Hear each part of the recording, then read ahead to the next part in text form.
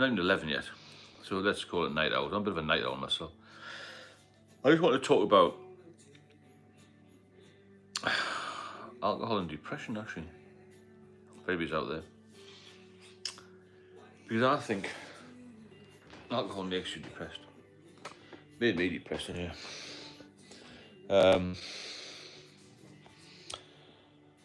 It's one of them things where you take some alcohol and then you think it's going to do you good, and it ends up making you feel much worse. It's the nature of the beast, isn't it? So alcohol and depression, how does it come on? I think it came on very quick with me because I like to feel good, when I was young. But I'd like to feel good now. I do feel good now. When you feel good, you look good, you behave good, you get more out of life when you feel good. Now, when you feel depressed, everything's bollocks, isn't it? Hi, Joey. 91 days, fantastic. I'm just talking about alcohol and how depression creeps up quickly. It did for me. The reason I've got these stupid glasses on, by the way, is because I can hardly see the screen on this iPhone. I've got a laptop, My partner keeps saying, use the laptop. I can't be bothered with that. Hi, Neil, how are you doing? I'm talking about depression, alcohol and depression, and how it affects you, and when did it affect you? What sort of age? Because I think mine came on quickly. Not depression, but I used to feel like shite, basically, after a heavy session. I felt well. I'm drinking Guinness Zero, by the way, look there. This is the saviour. 9 months, well done. I drank this when I was with my partner at the weekend. We went to a wedding in Dublin, and they had this on draft. About £6.5. Well, it was euros, wasn't it? Which wasn't bad, really, I didn't think. But it was the best drink I've had for years, because I've been sober for a few years now. And when it was on draft, it was like, oh my God, I could have just sat there all night and drank it. Because she calls me a non-alcoholic because I drink a lot of volume. And by that I mean I buy about 10 of these cans a day. It doesn't have any effect, but it sort of fills me up. And I keep protesting to her that it's low calorie, which it is. It's only 90 odd calories. I think the real Guinness is about 300 or so. So that's a good replacement. So getting back to the subject, did you get depressed when you drank too much? Cheers. I found that feeling ill, feeling tired, feeling nauseous, feeling that I couldn't cope very well with life was the start of a depression, really. You don't feel that clever, and you want things to go well, and you promise yourself every day, don't you? I'm not going to have another drink. And you go back to the pub and you have another one, don't you? I remember an early turn we used to do 6:30 till 2:30 p.m. Hi Chris, 348, brilliant. Nearly a year coming up there, fantastic. Can you remember what date it was? And we used to say early turn, 6:30, most people would be hungover, and we'd say to each other, after this early turn, we're not going to go on the piss anymore. At 2:30, we'd be in the Boozer. 27th of July, fantastic. Be in the Boozer by 2:45. You have a drink, you are writing. I thought, oh, 100%. Thanks, Michael. I mean, the thing is with topping up drinking, when you start topping up at 8 o'clock in the morning, you've got to drink the rest of the day. If I'm in a blackout, I want to be held. I have no access to that one, so no. Hope you get some help, Matt. I did a year and a bit sober, then drank again, Studio. No, it's no good. You cannot go back. This is the problem. This is what I had. I mean, I had 8 years off, and I went back stupidly because I met this bird, and I thought, oh, I don't want to tell her I'm drinking. This is 2014. My fiance at the moment.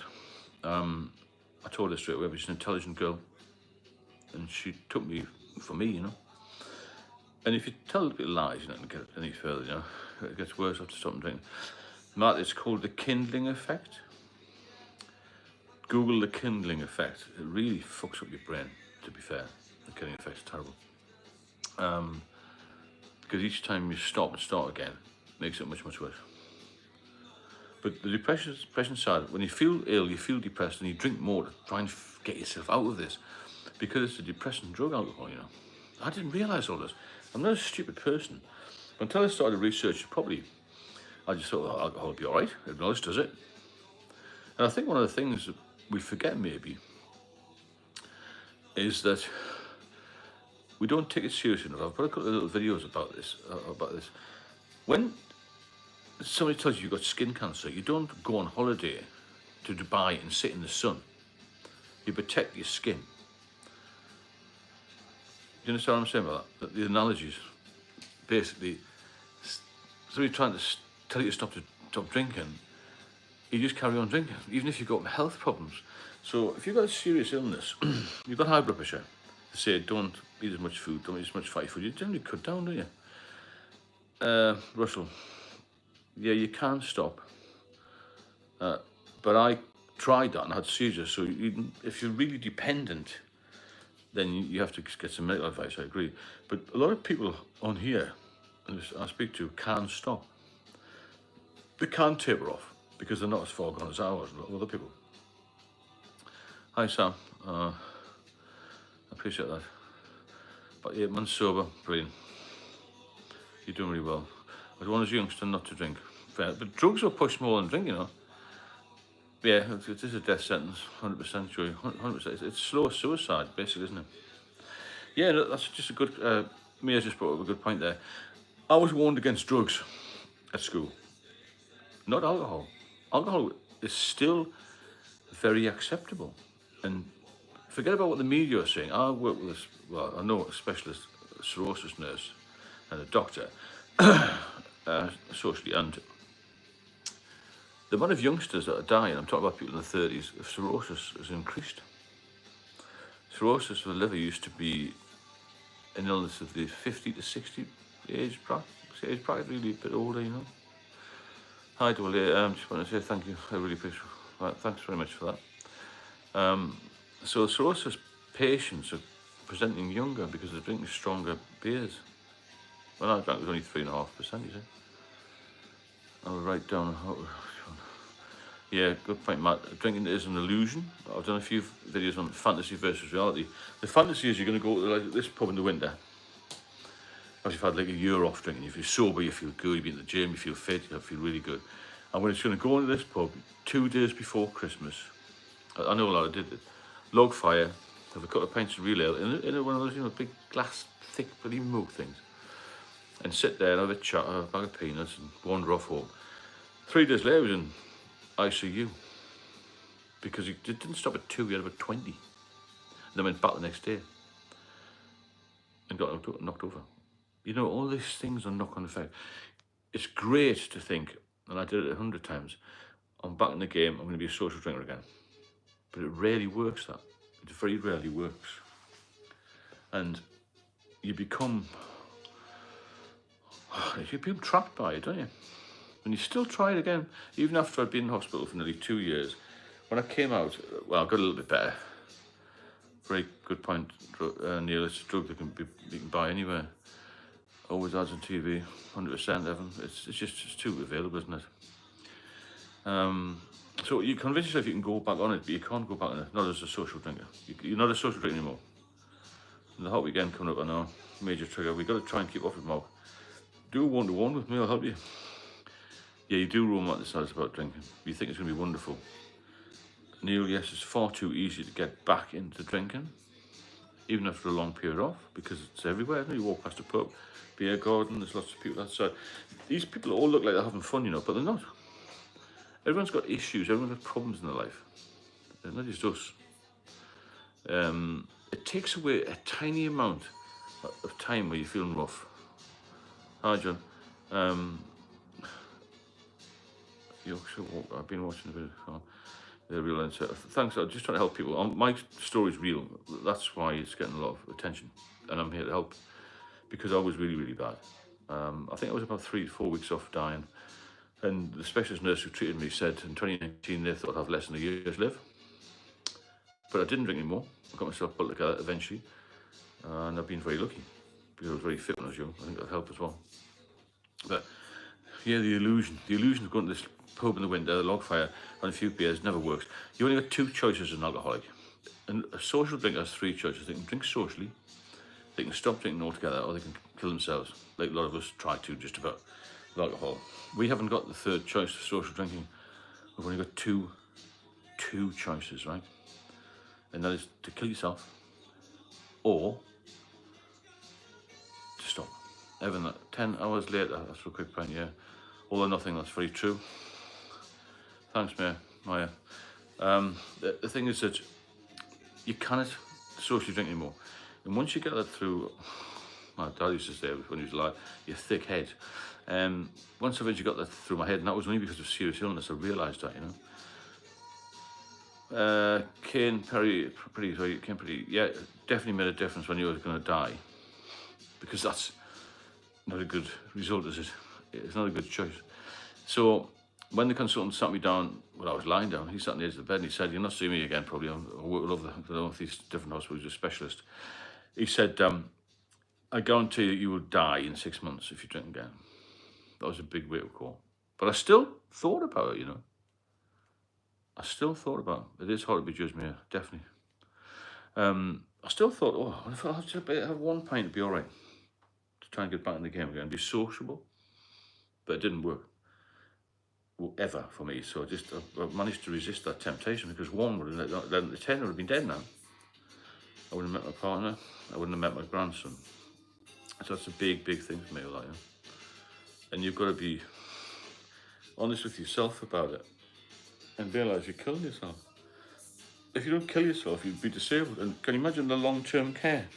When you get to 80 years old, your care is much, much more intense, isn't it? You're right, the first one changes the brain. It does. Even if at 8 years off, the first one, I thought, wow, this is totally different to, you know, what I've had. Pancreatitis. Yeah, I've heard that's pretty bad. I know somebody who's got pancreatitis. He takes 17 pills to keep him alive, but he drinks every day. Goes to booze. Goes to Wetherspoon every day. Goes to the one in Newcastle City Centre, and then the one a bit further out. Minty Moo. There's probably more deaths from drinking than smoking. Oh, of course there is. Yeah, there's more related deaths. I mean, smoking doesn't cause people to commit suicide, does it? Smoking doesn't cause drink drive. Smoking doesn't cause people to have accidents on the road. Smoking doesn't cause people to fight in the street. There's a lot more deaths linked to alcohol than smoking. 100,000%. Probably a bit of an exaggeration, but hell of a difference. Drinking is associated with so many things. Oh yes, this guy I know had pancreatitis twice. He still drinks. Dry Master. Thank you. I'll do as many of these lives as I can. So he sent me a super thanks the other night. It was for about £5. I thought that's good, isn't it? I watched a guy in America do this, but he wasn't talking about alcohol. He was doing the news, you know. And loads of people from all over the world were coming in, talking to them, talking as a group, you know.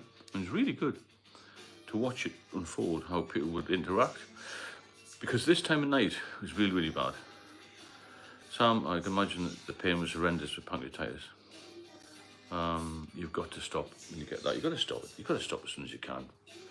In any circumstance. I had a phone call from a chap today who was a certain police officer. He said that he stopped 6 months ago and his life's totally different. Stage 3 and 3.5, yeah, well that's dangerous because you know you're doing yourself harm. I'll just quickly run through the stages again for you, anybody who doesn't know about this. This is my opinion. Stage 1 is a social drinker, which I did when I was 18, 19, 20. 2 is a moderate drinker. 3, heavy, which a lot of people are at the moment. 3.5 is heavy drinking, but your world's just starting to fall apart a bit. You're losing time at work. Your relationships are suffering. You're less able to perform in every aspect of life, but you carry on. And I was like that for years, 3.5. And then when I retired from the police and then came back to the north, it was quite very depressing for me. I didn't like the north. and I don't want to be here much longer, but my fiance wants to move away as well. However, it's a different story. Came back here, got depressed. Then I went to stage 4. The stage 4 was when I had symptoms, and that was liver failure. It was decompensated liver failure. I'm now compensated, which means I don't get any symptoms. And it's very rare for somebody to be able to go from decompensated to compensated, because the lifespan, well, the prognosis for me with decompensated is about a year to 18 months living. Totally different for compensated. It's rare to, when you got decompensation, it means your liver's shrunken really badly. And you get the slightly fluid build up in your stomach, and then I got spontaneous bacterial peritonitis. Kill you. Best luck to all. Thanks for the message. Horrendously powerful drug. So I had all these complications. But you don't need to get that far. If you're at stage 3.5, thanks Fox, it's 3.5, then you really need to put the brakes on, because that's, you know, you're doing yourself some harm then. And when you start doing yourself harm, you've gone past the point of no return in my book. You get to stage 4, and then you're falling off the edge of a cliff. And I heard it described once years ago when I was just a kid by somebody who's an alcoholic. He said, when you get to stage 4, you've lost your grip on the edge of the cliff. You can't get back on. Yeah, we must stay together. This is the only way to do it, you know. Because this is the time of night I just get so lonely and so depressed. During the day, there's always something to do, isn't there? There's somebody wandering around, there's people about who can look out the windows. But at night time is so bloody lonely. There's nobody about. You can't even ring anybody. Unless the night owls like us. All you can do is put on talk radio. And that can be as boring as fuck corners. So this is the time that most people get depressed. In my view, the Samaritans get 10 times more calls at night than they do during the day. I mean, I'm not the Samaritans, I'm just talking about drinking. But in my experience, I couldn't get to sleep anyway. I was a top drinker, you see, for years, and that made life very, very difficult. And I just couldn't escape it, to be fair. And I was so frightened to have another seizure, you see. So I used the drink to self-medicate. I did try and get diazepam from the doctors, and refused to give me it. It wasn't really good. And I went from there just drinking, top of drinking. And then I didn't realise how much I was failing in my health until I asked one of the guys in the pub, how do I look? I said, Marty, how do I look? He said, you look fucking dreadful. I went home and I looked in the mirror and I took my clothes off, and I was like, look like being in the concentration camp. I'm about 9.5 stone, you know. I'm 6'3". 9.5 stone. I wasn't eating anything, you see. Just empty calories on drink. I was drinking Guinness in the hope it would keep me alive. Guinness and Stella all day, every day. And just sort of collapsed at night. I remember falling over a few times, breaking some ribs, and you know, and tipping tins of soup on my feet. It was horrendous, man. 7 a.m. I listened to a podcast trying to beat the craving. Yeah, fair enough. I must have, I didn't have cravings. I had this need to have a drink to try and make me feel better, because I felt so horrendous. That was the problem. And when you're isolated, you know, or when you're drinking,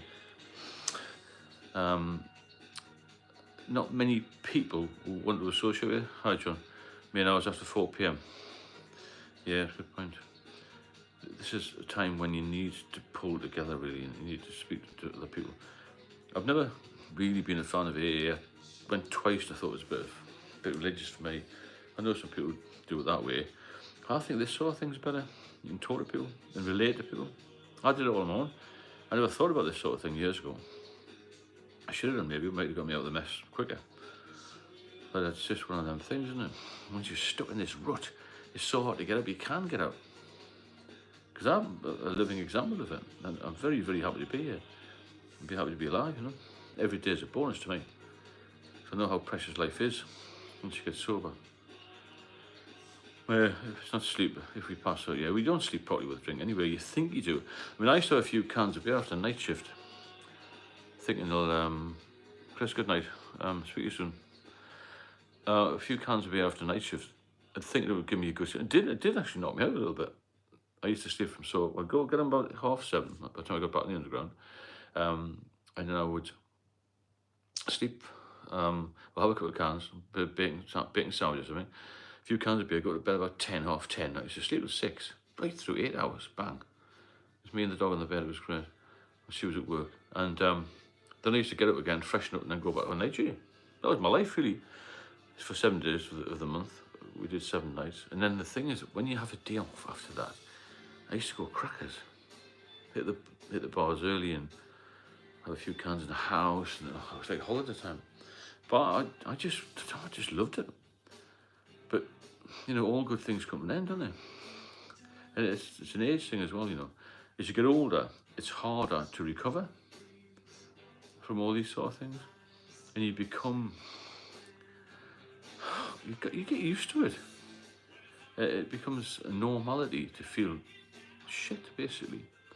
And I lived with a hangover on and off for about 40 years, other than the times I was off sober, you know. But a constant hangover when you're feeling horrendous. My broken ribs, woken up with black eyes, bloody shits from head wounds. Yeah. Try and book a one-to-one, and I'll try and sort it out. The link's on a lot of videos. It's a Beacons link. Yeah, Neil, definitely age because your body won't repair itself as quickly, and it'll take a while for it to get back to normal. But your body will fight for you if you stop putting the poison inside it. That's the thing people have to remember. You know, it will work. William, yeah, regimented lifestyle. It was, yeah. The thing is, another thing with drinking, but I don't know if you found this, but it's like a full-time job, isn't it? You sort of put all your time into planning to drink, hiding drink. Mark, the dreams are crazy. You have to stop drinking. Yeah, you get some really strange dreams. I still get strange dreams now. Very vivid dreams. I wake up thinking they've happened. And I'm like, shit, what's happening around me, you know? And it's not nice. So the whole thing with that, there's no good stuff about it, is it? When like I say, when you're young and daft, young and crazy is fine. And your body can repair. But even so, it's still bad for your system. It's still bad for your brain. And I've spoken to somebody the other night there who had a friend who had some sort of brain Korsakoff's or something syndrome. You know, really, really bad. Rebuild of recovery. It is not religious, far from it.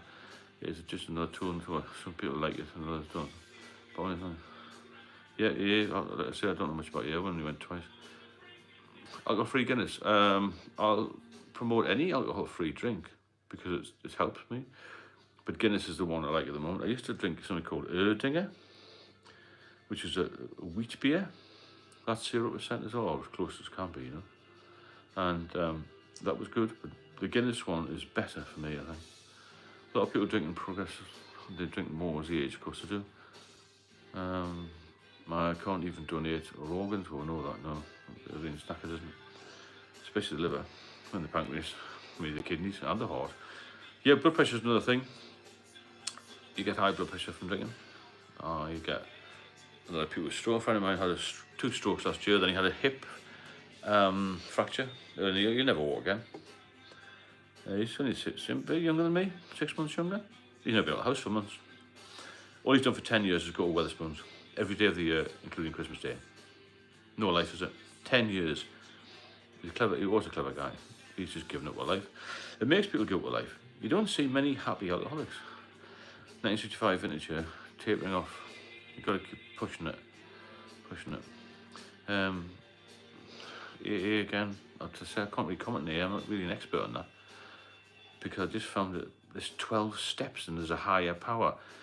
I mean, somebody said on here, there's not religious, well, that isn't religious. What is it? Spiritual, isn't it? Something I can't relate to. The higher power. I just know that I've got the power to stop or to drink. And that's it, really. I mean, my fiance's into all the spirits and ghosts and that, but I've never seen a ghost. Now I patrolled many night duties in central London and seen any ghosts. My late father used to say, you need to be frightened of the live people, not the dead ones. I've been at lots of post-mortems. I haven't seen any spirits floating around the room when they cut people open. So that's just my opinion. I know for a fact that if I hadn't stopped in 2019, I wouldn't be here. And another thing that helped me massively was my daughter came in hospital to see me when I was very, very ill. January 2021, which is just at the start of COVID. And I looked terrible. I had masses of fluid and I had thin limbs and all. and she said, you know, Dad, I don't want you to die because I want you to walk me down the aisle. Really bad, isn't it? My 1962 for me. My opinion is that if somebody drinks alcohol, free beer, it won't be long to pick it up. Well, I've drunk it for 5.5 years. I've not a problem. I've drunk it for 8 years as well. I haven't got cravings. If you've got a craving thing, then alcohol free is probably not good. Definitely alcohol runs in families, not genetically though.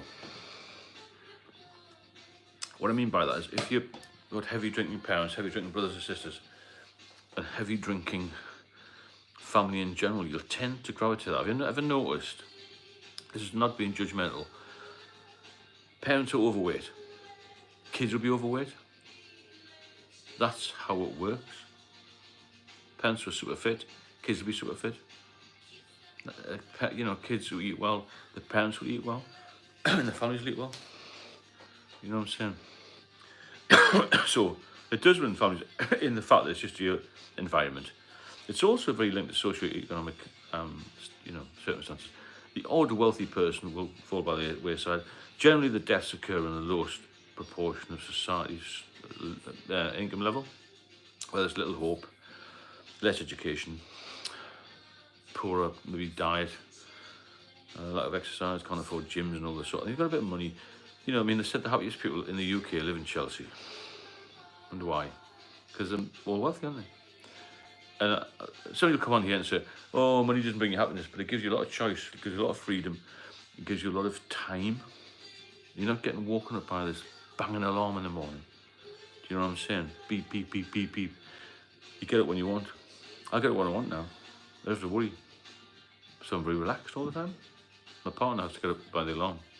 She's always stressed. Not always stressed. People get stressed with work, don't they? And all this bullshit about, oh, work because I enjoy it. Not a chance. The rich and famous don't work, and they look fantastic generally. Some will fuck their life up, but in general, the more money you've got, the better life you've got, choice-wise. Not everyone's happy, but I'd rather be unhappy, as this famous woman once said. I'd rather be crying in a Lamborghini than a Mini. It's fair enough, isn't it? Hello, Mike. Thanks for the compliment. Juggling geek. My parents encouraged me to drink. Crazy, isn't it? Yeah, it's madness. That's absolute madness. It really is. It's quite. I've got an ebook out. You know, have a look at this ebook. The ebook's only $5.99. There's a link to it in all of the videos. I put this together with my daughter and my partner about a year ago, and it's sold a lot of copies, and it's really gone down well. It's a bit of a handy guide when people are maybe on the verge of relapse, just as a reference document. I can read it myself and think, God, is that what I wrote? It's quite good for the price of a pint. In fact, it's less than a pint if you go to Dublin. $5.99 for a book. It's good. 11 years sober. I don't agree with a lot of what you say. Fair enough. 11 years is fantastic. Well done. It's amazing to be off 11 years. I will be off the rest of my life. You're taking a break. Please. So basically, yeah, any subject you want to talk about, get in touch with me, and we'll keep going on like this. I think night times is a good time to talk. I think it brings people out of the shell a little bit. Maybe save a life now and again, which is what it's all about, isn't it? I've had a lot of good comments in here, because I tell it how it is, and there's no other way of looking at it. If you're a problem drinker, an alcoholic, doesn't matter how you're going to phrase it. Actually, make it help. You're not physically addicted. You've got to try and stop. Actually, any advice? Book a 1-to-1. I'll go through it with you. Just find your channel. Brilliant. 200 days sober. Good. That's brilliant. Any advice? I would say any advice. Buy the ebook. $5.99. That'll start you off. It's something, because if you just stand around in the dark, you're gonna be knackered. On the phone, how can you see the messages? They're all on the iPhone. They just put up on a scroll, you know, like a news feed thing. So yeah, alcohol not good. And if you need to come off, you know you need to come off. You realise yourself, your body will be telling you. Another thing, you know, when your parents, your friends, your associates, your peers, they tell you you drink too much. You know you're drinking too much. All these people ask me, how do you know when you're a problem drinker? When you're a problem drinker, when you start to feel like a drink in the morning, That's the first time. The hair of the dog on holiday is a little bit different, or you will get the airport. Hello Ashley, thanks for that. And you have a few drinks at the airport. Then you have a couple during the holiday because you're feeling a bit rough. That's acceptable. But when you do it on a Monday, because you've had a heavy weekend, that's not acceptable. And you're in trouble then. I also think, I like your views on this, did COVID start this up? Because I was in hospital and most of COVID, I didn't really see it. But obviously people working from home would drink more because it's more available. They don't have to get ready in the morning, have a shave or whatever the women do, get washed and showered and all that, get to work, drive to work, get in the underground, get in a train, fly to work, whatever they do. You can just sit in your pyjamas, can't you, and drink. That was a big, big problem as well, wasn't it? COVID, as far as I'm aware. So I'd like your thoughts on that. Did COVID cause a lot of alcoholism? That's the thing. I also think Wetherspoons as well, you know, that's not good. Because people are encouraged to go, not encouraged to go in the pub, but they go in the pub early, you know. And the earlier you go in, then the later you're going to finish. And you're going to drink all day, aren't you? I couldn't stop after the first one, you see. That was the problem. If you watch Mickey Flanagan, he goes on about people getting the flavour, the taste for drink. You go in the pub and get this taste for one, and you have 2 and 3, and you promise to go home. You promise yourself or your missus or whatever, you're going to be home by 8. And the longer you stay in the pub, your inhibitions are lowered. So when you're drinking for a long period, it is hard to stop. I've never drunk vodka, Reese. I didn't drink spirits, thankfully. I was always a beer drinker. And that was hard to conceal. You know, you're going to go visit somebody and you've got to try and conceal your drink. I had this rucksack, it was so heavy with beer. My daughter said, Jesus Christ, what you got in there? Yeah, I think that's true, Russell. When your family and friends don't say anything, you can't tell somebody to stop drinking. For years, my dad said, stop drinking, stop drinking, stop drinking, stop drinking. But I didn't. Even the doctor told me, and I thought I knew best, that's the problem. And that's what I mean about something being taken seriously enough. If it was taken more seriously, then people would action on it, you know? Like I said before, the analogy to me, get a bit of skin cancer, and the doctor says, keep out the sun. You're going to keep out the sun. Get a few problems with alcohol, you've had maybe been arrested for drink drive or whatever it is, not feeling too well, and they said, cut down the beer. What do? You go to the pub. You know what I'm saying? One off vodka very bad, I would imagine. Yeah, because it hits your system, vodka, doesn't it? So you got to think about that. You got to think about your future. How old are you? Do you have a future? Most of the people I know I used to drink with have no future. They've given up. They say to me, oh, rather just die having a drink. Some of them are only 50 years old. 50 years old, you know. 30 days off, that's good.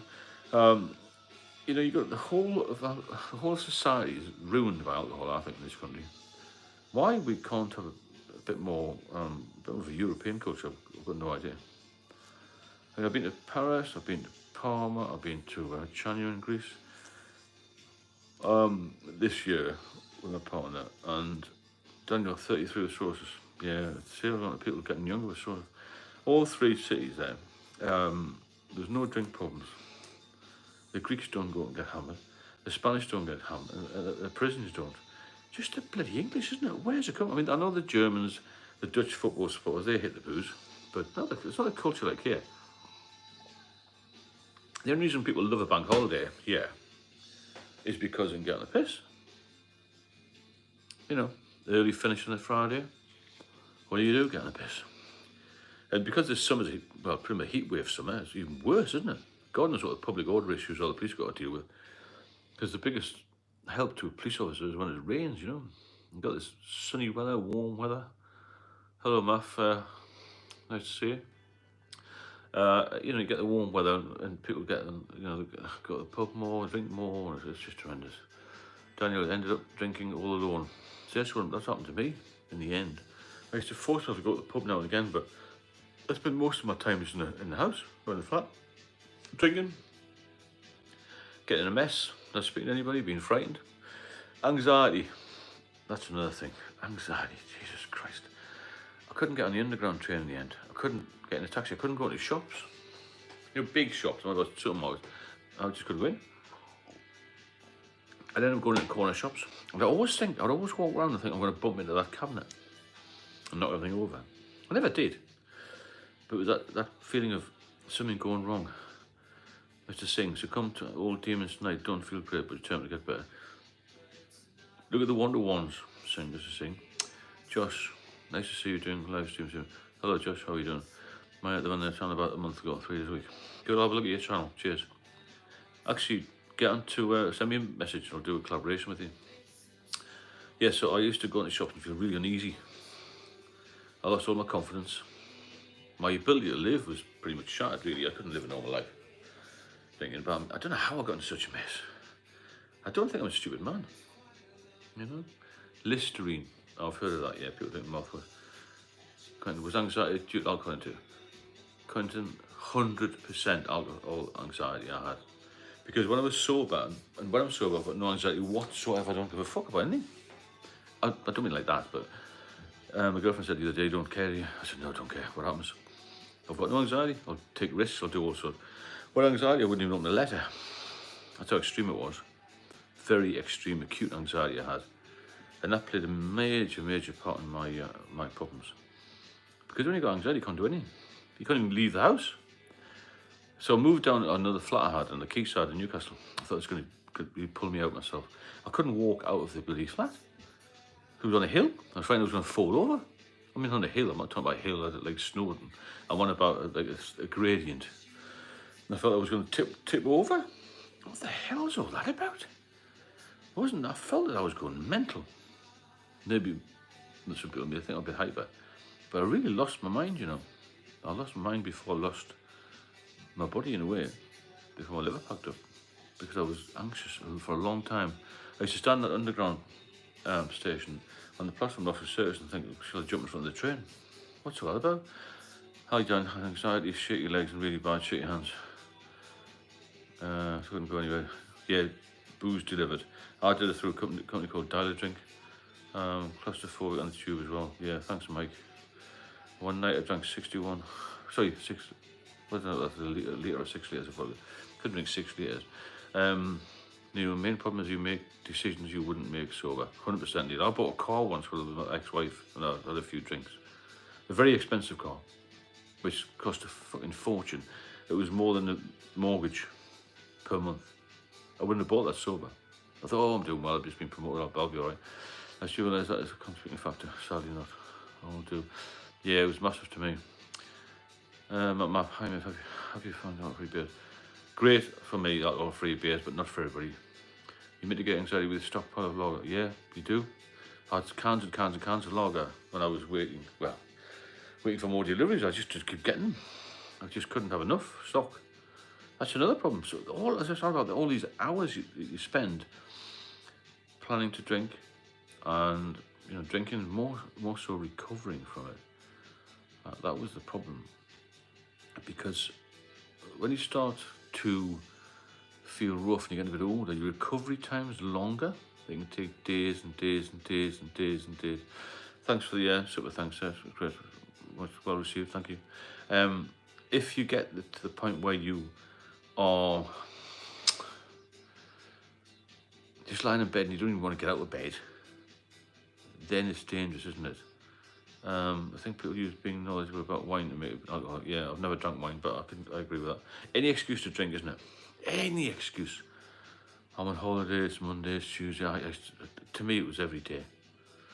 But when the fun starts to dissipate, when the fun disappears from the alcoholic binge, it's worse. Do you think if you work 9 to 5 and not a food and roll, I think 9 to 5 would be worse for me.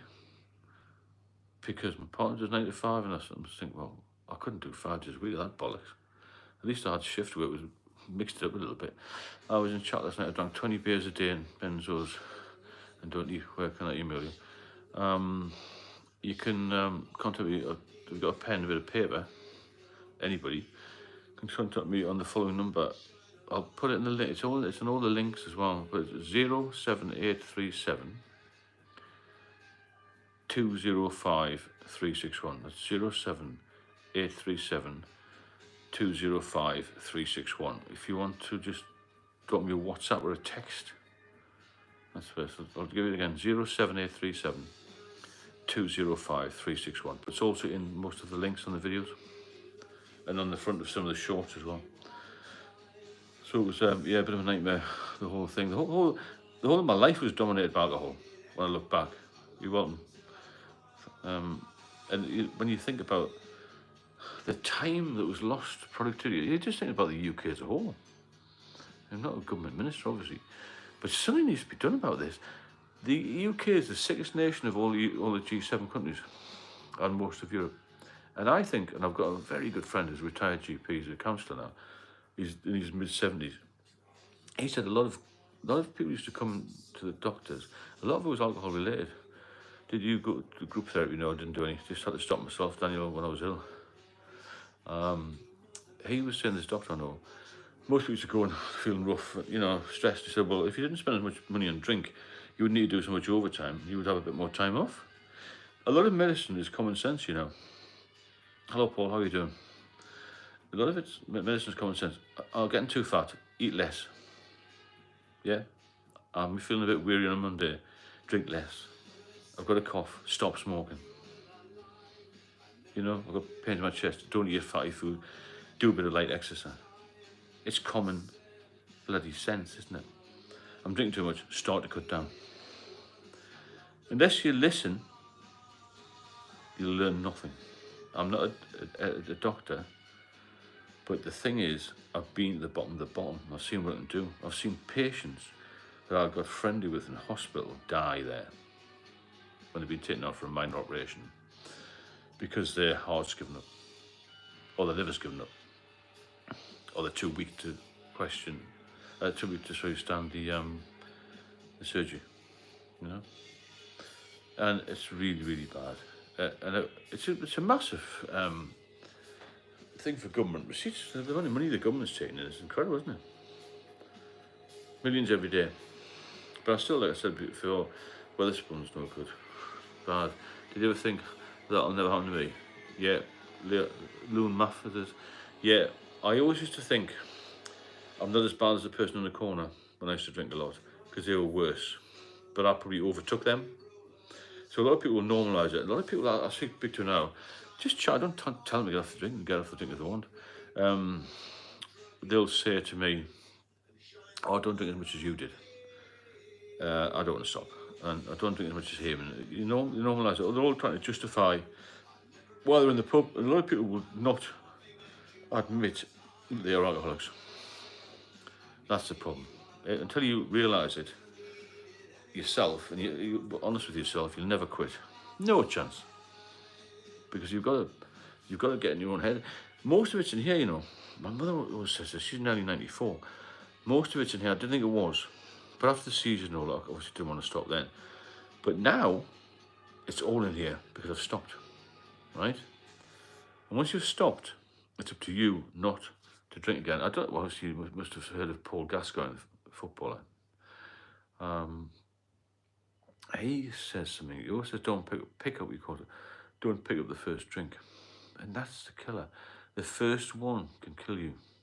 That's the problem. The first one will lead to the second, you see. We cannot be social drinkers. We can't just have one or two. It's an impossible task. It's like being 5'4" and you want to be 7 foot tall. It's not going to happen. Do you see what I'm saying? It's a very simple thing, this, to stop off it once you finish drinking. Because if you had to go in the hospital tomorrow to have your leg amputated, that's a massive, massive shock to the system, isn't it? If you're off it now, like I am, and somebody says, all you got to do to survive tomorrow is not have a drink, it's pretty fucking easy, isn't it? Don't have a drink. You don't have to go in for major surgery. You just got to not drink. That's how simple it is once you're off it. It's not easy to get off. And that's why I've had quite a high success rate of getting people off. Because I'm telling them the truth. When I speak to them, I get the story. And they tell me stuff in confidence. Thanks, Bob. And I relate to that. I know by looking at them, I can tell what sort of person they are. 95%. I'm say 97, 90, 98, 99% of people I speak to and mentor are very caring people. They're overthinkers. And the overthinkers of the groups always slip into this alcohol rut, because the hard people who don't give a toss about people tends to wash over them. It's a very sort of the thinkers, maybe people with a lot of energy who need a drink to calm them down, who can't relax without a drink. That's what we are. You've got to learn to relax without a drink. Because if you don't learn to relax without a drink, you're going to kill yourself. I know a lad who's 41, he was diagnosed with some sort of fibrosis when he was 22. He drinks a lot. And he says, I don't care. Even if the doctors tell me I'm going to die, I don't care. And I said, you won't be saying that when you're in the hospital. Oh, I don't care. But some people don't care. I know lots of people who've drunk themselves to death. They see no other way out. But until you find a way out, then you maybe think that. I was very, very hopeful I could find a way out. And that's why when this mate of mine said, look, dreadful, if you don't ring 999 tomorrow, I will do it for you. That's what pushed me to ringing 999. As soon as the ambulance crew got here, they took me away. Steve, I think you should organise a gathering of all subscribers. I'm sure. Yeah, I agree, John. Where would it be, though? York, somewhere like that? Central? It's central for me. It's nearer for me. It depends where most people are from. I mean, there's a lot. I've got people from Australia, Canada, Russia, all over. But in the main, it's sort of 70% UK. But we could do a gathering. That's not a problem at all. Just hire a hall somewhere. Maybe get 10,000 people. It'd be good, wouldn't it? £1 each. So yeah, you got to take an approach to it. I want to stop drinking now. I've got a very strong incentive to stop drinking. Because unless you've got a strong incentive, you won't do it. It has to be a battle to live. But it shouldn't be that difficult once you're off it. If you get the right mindset, and that's what I'm here to do. Teach you the mindset, because when you've got the right mindset, you won't go back on it. Because you've got to realise that with alcohol, there are no benefits. But most of you still go, some of you still go past the pub and drink. Drunks are generally very sensitive. Exactly, man, that's what I'm saying. Very overthinkers, warm people, caring people. I don't know why that is. I really don't. Get through the first week, but scared. Okay, well, Count Ducula, get in touch with me. I'll do a session with you and I'll tell you how to get through it. Because there are ways and means of doing this. And once you get your mind right, you're doing. Quentin, I did do AA twice. It was no good for me. It was a long time ago. I didn't like this 12 steps thing about the higher power. And now somebody says, oh, it's really good, it's not religious. I thought it was religious. That's just my opinion. It did nothing for me. Thanks, Count. It did nothing for me because I thought this is just people telling me the story. And none of it was particularly exciting or dramatic, to be honest.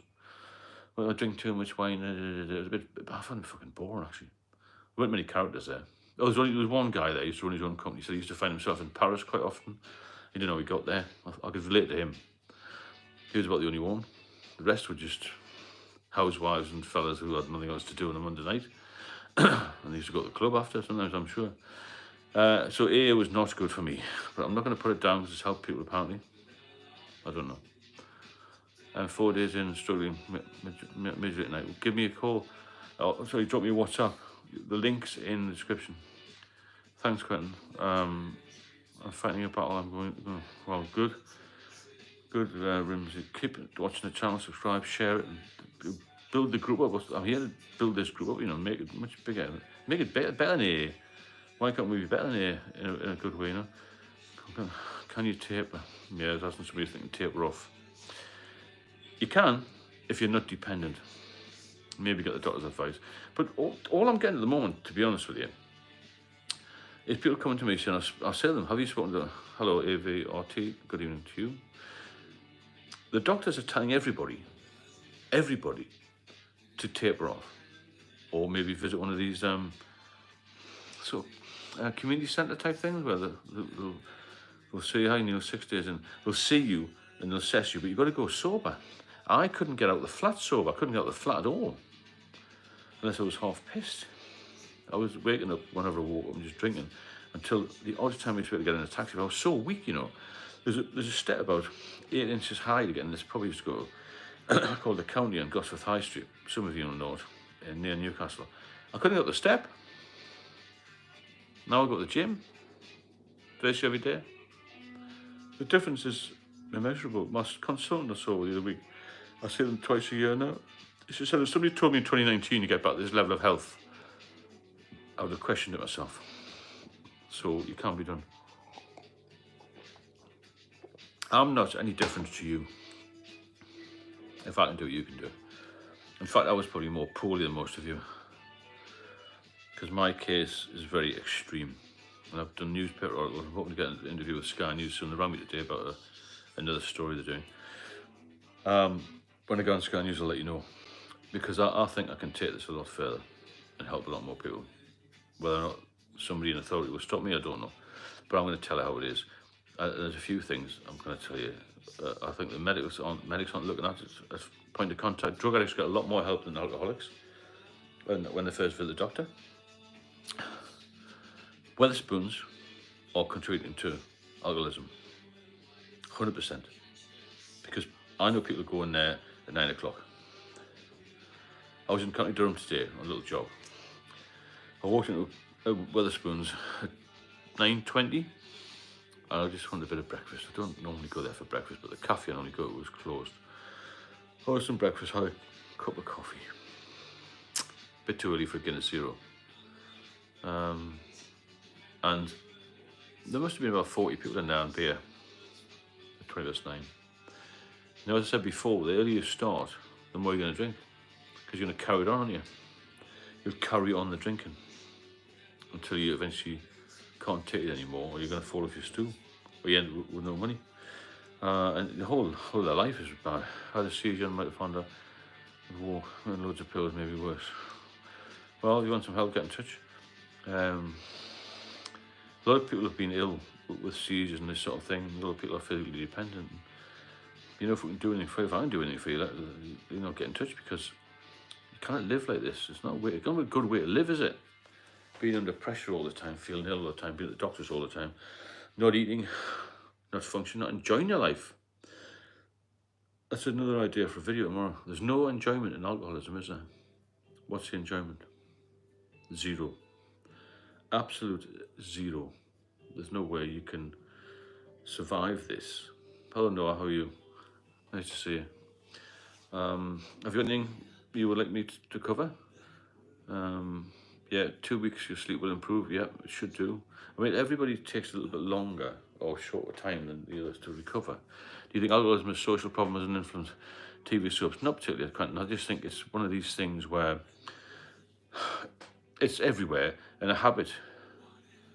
Peer pressure, Paul, that's a good idea. Alcoholism, I think it's a habit which turns into an addiction. If I hadn't done the job I did and met the people I did, I probably wouldn't have done it. My marriage was terrible, and that made me drink more. She didn't like me drinking, so I hid it from early days, and I sort of felt I had to hide it. Oh, I didn't want to go home, all that sort of thing, you know. Do you think it's incentivized to drink alcohol to get value for money when it's a drink with a burger? Maybe, could be. I just think that there's too much availability. I went to the petrol station today, filling station.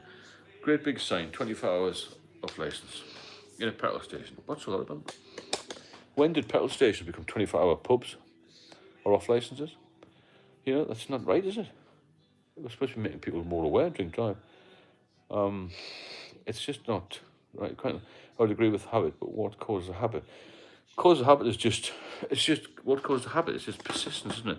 A habit, I would say, would be just caused by repetitive use, really. And you get used to the taste. You get used to going. It's the same routine, isn't it? It's like a routine. You know, like why do people have to have breakfast in the morning?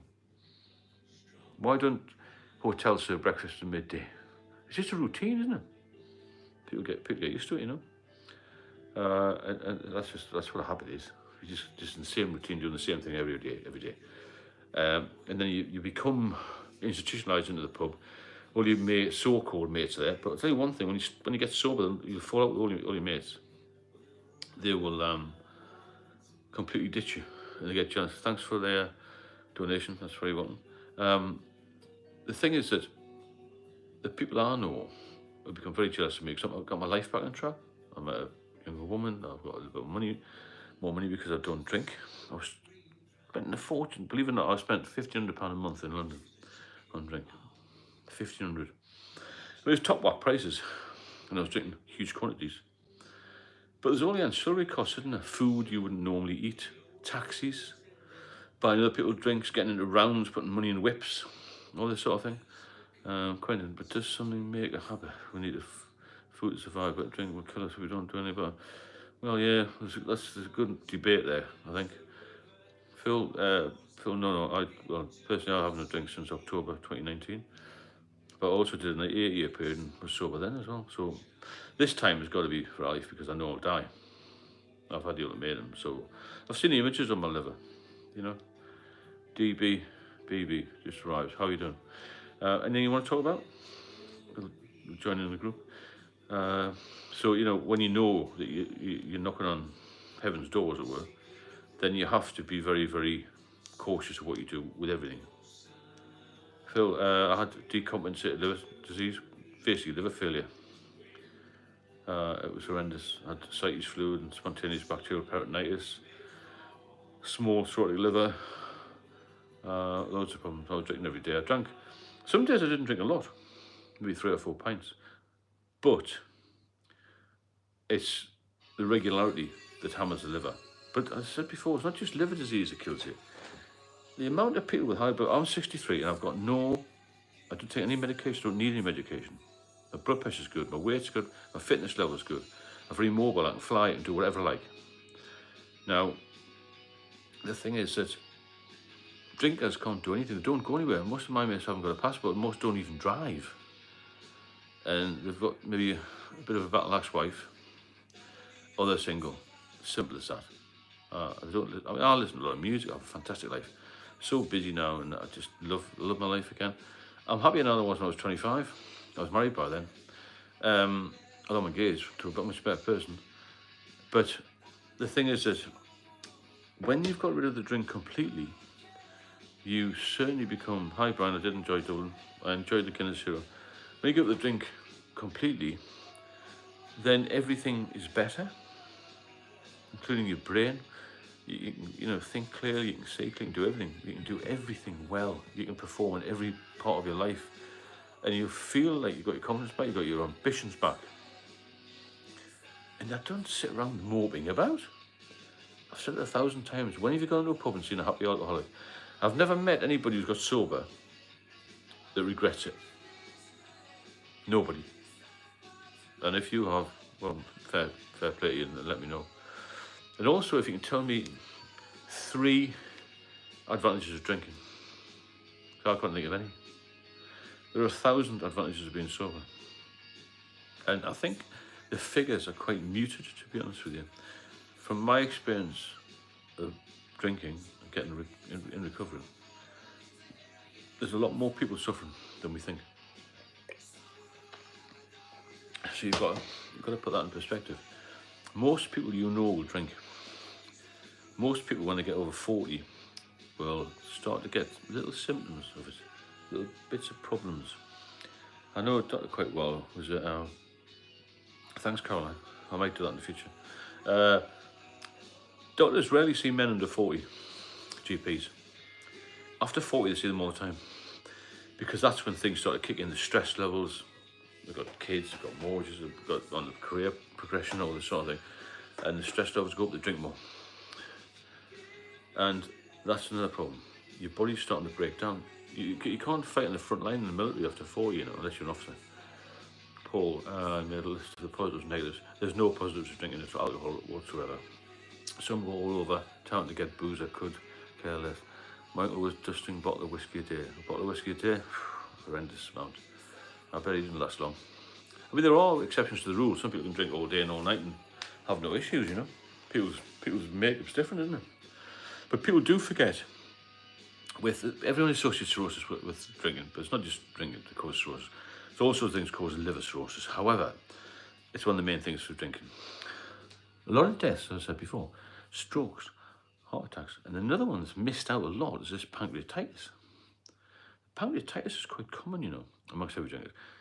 Another one is diabetes. A lot of alcoholics have diabetes, type 2. And that's horrendous. I've never had any. I will get tested for that every time I have a blood test. For the whole lot. Another thing to watch out for, if you are drinking heavily and you think, no, I haven't got a problem, my liver function tests come back normal now. Not just satisfactory, because there's 3 levels now. Abnormal, satisfactory, and normal. Mine come back as normal, and I've got cirrhosis. And I asked one of the doctors, he said, you had it when you were young, cirrhosis, that's when the damage was done. I said, how come all my liver function tests were coming back as normal? And he said, they can come back as normal, even with severe damage to liver. And that's why it's called, by a lot of people in the medical field, the silent killer, because you don't get any symptoms, you see? And then you only get, unless like me, I was seriously ill with decompensated liver disease, unless you get a scan. Yeah, good point, Quentin. There's no nerve endings in the liver, so no pain until it's damage is too late for a lot of people. Unless you get a scan for something else, then you won't realise you've got liver disease in a lot of cases. That's the problem as well. There's so many issues with that. I'll talk for you. Somebody said, I mean, I've got 1,200 videos or so. Will you ever run out of material? No chance. I've drank from the age of 14. I could sit here all day and all night for 1,000 years and still keep going about alcohol. And what I've seen, the damage it's done to people. But on a professional basis, when I was in the police, 90% of crimes linked to alcohol. All of public order is, that I've been witness to. You know, and you look at that and it's been a contributor. Armed robbers don't go in sober, you know. No chance. It's absolutely horrendous. First lot of tracheostomy is 36. Jesus Christ. I've spoken to a few people who know people, relatives who have had liver transplants, and they've drunk again. And it's quite a high instance of that. I spoke to a liver surgeon during COVID when the hospital was bursting at the seams, but I was in a ward on my own for some reason. And he said that a lot of people will have a transplant and then still drink again. And I said, what's all that about then? And he just said, it's the power of addiction. 100% the power of addiction. And that's how bad it is. You really have to watch what you're doing. You really do. And as I said before, you have to get together on these sort of things. You want me to do more lives, I will do. Maybe I'll schedule them a bit better so you've got a lot more people on, ask a lot more questions and that sort of thing. You know, if you've got any ideas for videos, drop me a line. You want a one-to-one session, drop me a line. Get that book, for God's sake. It's only £5.99. I've got to charge something for it, but it will help you. How to get through those days at work as a cop feeling rough. It wasn't easy, Paul. But the one thing, Paul, I will add on here is that when I drank a lot, when I was in the Met, a lot of other people drank a lot as well. Not everybody, but a lot of other people did. There's a massive drinking culture. It does help a little bit. I'm quite sober confident now, so I'm not really worried about chatting to people. It keeps me busy, it helps people, and it's nice when you get a message saying you saved my life, you saved somebody's life, or a family gets in touch with you and says, you know, you saved my son's life. That's a good bonus, you know. It's a massive bonus, being able to help people. But I've got the knowledge, you see. I know how alcoholics feel. Doctors don't. That's the problem, isn't it? Not a problem. That's the advantage I've got. A doctor can give you a prescription or advise you to go and see somebody else or do this, do that, do it. I can do all that. Surgeons can stitch you up and sort you out, but only I know how you feel. Because I've been there, to the bottom and back, many times. But 2014, 2019, when I was really ill, it was horrendous. Paul, yeah, in the forces, massive in the army, same in the police. Exactly the same. It's everywhere, isn't it? Addiction is not a disease, we are not powerless. AVRT, well, it's been classified as a disease by the doctors.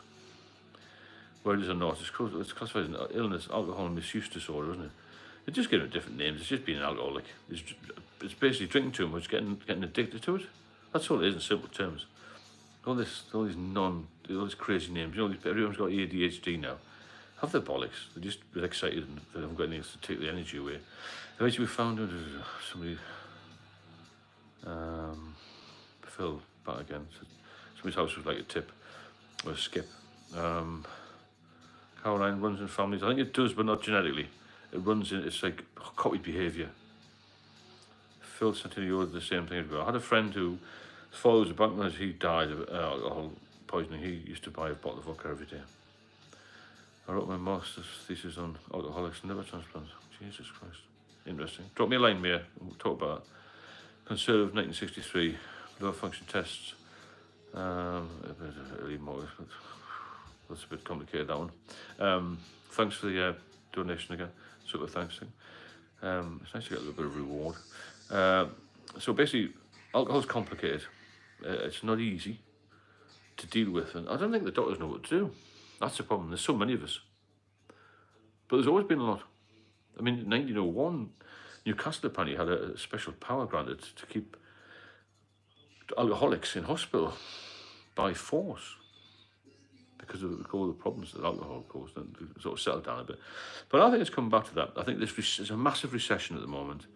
There's a lot of problems in society at the moment. People haven't got any cash. They're blaming the wars. I mean, I had this conversation with somebody who was a bit thick the other night, because I've been around Europe quite a lot. And I said, oh, it was in Paris, it was cheaper than the UK. I said, why do you think the UK is expensive then? This is what I said to them. I said, oh, because of the wars. I said, well, the wars would affect everybody, didn't it? The Russia-Ukraine war, why should it just affect the UK? Why are our prices, because they maybe coming out of Europe, you know, why are our prices higher than Germany's, or France, or Spain, or Greece? Because there's more profiteering here. That's a totally different subject. I've got thousands of subjects I could talk all night about. Obviously, I've got to stick to the alcohol one, otherwise I'll get bothered off my partner for veering off in different tangents. But, you know, you've got to be positive about life. Get yourself, put yourself the right to end it. That's a bit heavy, isn't it? Thanks, Angel Man, for £5. I really appreciate that. It's nice to get another donation. Now, suffering makes you uniquely qualified to help another. Yeah, it does. That's a good point. Suffering, you're more qualified, because I know how bad it is. I know how I got to such a bad state. I drink about 30 pints a week now, much less than before. Well, yeah, we still think it's less. It still does us harm, you know. That's the problem. When it starts to do you harm, this is point 3.5 in the scale. Thanks very much, Paul. I really appreciate that. Keep saving lives. I will try my best. I'm hoping I can do that as much as possible, you know. It's nice to be able to help people, because there's nothing better than to give something back. I mean, what saved my life? Somebody asked. Myself. The doctors did in 2019, 2020, 2021. But after that was me. And I thought you know, you got to go after yourself. Drinking to excess is normalised, 100%, John. It definitely affects people differently. Some people get more addicted than others. I agree. I was drinking at least a litre of whiskey and 30 cigarettes, you see. I never smoked. May have been lucky because of that. If you don't smoke, it's a big thing, isn't it? Quentin, look after oneself. For this government one, 100%. Where all works, do it for yourself and your family. Yeah, it's like you're left to God and good neighbours now, aren't you? There's no support anymore in society. Schools have given up, law and order, finished. The police have given up. I mean, the police getting back the police again. People used to stay in the police for 25 years, 30 years. The time they're staying in now, in the Met, apparently, is about between 5 and 7 years. So where's the experience gone? So the law and order's finished. Phil, you wouldn't even let my dad in, just shut off. Yeah, alcoholics tend to shut themselves off. You tend to be very, very insular. You don't want to admit things. You don't want to be seen. You're embarrassed. There's still stigma to it, you see. That's the problem, isn't it? And you're stigmatized, and you're trapped, and you feel like, oh my God, there's no point in going out. I mean, I had dark thoughts at the end, you know. I did actually Google it. The only person I told, I'm telling you all now, the only person I told was my daughter. Never ever mentioned it to my parents. Dad died 4 years ago, unfortunately. I do have a sister, but I haven't spoken to her 15 years. She left the family for some reason. I told the doctor I was thinking about killing myself, and they never followed up, you know, the doctors never told it. So I told my daughter, she told tell the doctor. Told the doctors, when I was in hospital, I thought I'm going to kill myself because I wasn't getting any better. And she said, well, quite often you get that with chronic diseases, illnesses, whatever you want to call them.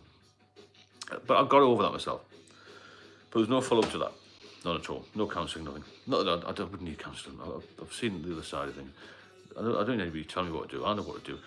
everybody on here tonight is intelligent enough to realise they're drinking too much. That's why we're all talking to each other. My nephew died at 38. How sad is that? All through alcohol, presumably. 38, this is right, you see. When I had this meeting with this specialist team the other day, because I'm going to try and do some work with the alcohol care team to get people, or stop people relapsing, that people are dying younger of alcohol-related diseases. My friend was addicted to brake fluid. Jesus Christ. My dad told me a funny story once. Well, a funny story, I heard this story. When he was in the army, in the Korean War, he was an alcoholic he used to work with in the army. He used to heat up black boot polish and take off the residue, the liquid, and drink that. What the fuck's all that about? I'll do it for a bit. 1 week here and there, then I'm back on it. I love the sober times. Yeah, this is the problem. You get sober, and you love it, and you go back on it. My dad called me a binge drinker, not an alcoholic. What do you think? There is a difference. I was an alcoholic and a binge drinker. All in one, really, I think. But it's, whatever you're binging, whether you're binging or you're drinking steadily or you're an alcoholic, it's still going to do you harm in the end. And it's going to make you feel like shit. It's going to take your life to extramarginal. There you go. Did you have a problem then, Noah? I presume forces, same culture, isn't it? Are you allowed to drink on the subs, Maya, brake fluid, or inhaling the fumes from brake fluid? Jesus Christ. You know, even I'm shocked by some of these comments tonight. Do you think alcohol ban is the answer of education? Maybe not ban it. I don't find non-alcoholic beers triggering, no. Extra Barna, yeah. Right, there's so many comments coming on. Where was that? Yeah. So this guy used to take this residue from the boot polish. There's another story here I'll tell you about.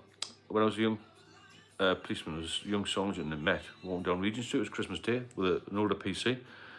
And there used to be a hotel called the Regent Palace Hotel right on at the bottom of Regent Street, Piccadilly Circus, near Eros. And there was a guy in the doorway there, and this older PC said he's some distant relative to the royal family. And this policeman I was with had a hip flask with whiskey in it. I had one drink. He was drinking whiskey. It was Christmas Day. There's very, very few policemen on duty. Wasn't much happening in central London, really. But you've always got to have somebody on duty. And I went to the store, and he wrote this bloke up. I can't remember his name. You know, Jonathan Skevington Smiley, some posh name. And he said, do you want to drink this whiskey? He said, no. He was on meths. I don't know if you've heard of that. People taking methylated spirits. When it was purple, I feel like I experienced everything. Purple methylated spirits, that's what he was drinking. He didn't last long. He's guts were rotten, you know. That's another thing, your digestive system's knackered when you drink. You don't eat properly, you don't do anything properly. You can stop whenever, don't start again. That's a very good point. If you can stop, don't start again. But how difficult is it not to start? That's the issue, isn't it? It's not easy to stop and stay off.